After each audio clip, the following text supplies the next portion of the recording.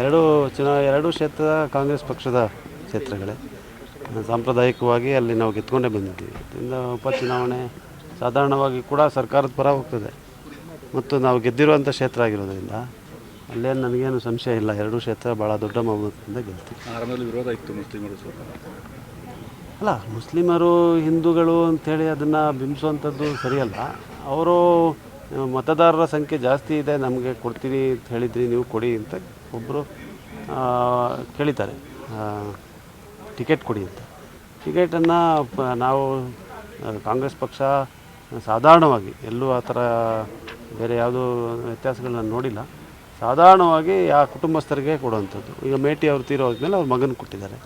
ಇಲ್ಲಿ ಇವರು ನಮ್ಮ ಶಾಮನೂರು ಶಿವಶಂಕರಪ್ಪನವರು ಭಾಳ ದೊಡ್ಡ ನಾಯಕರು. ಅವ್ರು ತೀರೋದ್ಮೇಲೆ ಅವರ ಕುಟುಂಬಸ್ಥರಿಗೆ ಕೊಡ್ತಾರೆ ಕಾಂಗ್ರೆಸ್ ಹೈಕಮಾಂಡ್ ಅಂತ ಹೇಳುವಂಥದ್ದು ನಿರೀಕ್ಷಿತ ಇತ್ತು. ಹೇಳೋದ್ರಲ್ಲೂ ತಪ್ಪಿಲ್ಲ. ನಂತರ ಟಿಕೆಟ್ ಯಾರಿಗೆ ಕೊಟ್ಟಿದ್ದಾರೆ, ಅವರು ಅಧಿಕೃತ ಅಭ್ಯರ್ಥಿ ಆದಮೇಲೆ ಎಲ್ಲರೂ ಕೈ ಜೋಡಿಸಿ ಕೆಲಸ ಮಾಡ್ತಾಯಿದ್ದಾರೆ. ಏನು ತೊಂದರೆ ಇಲ್ಲ.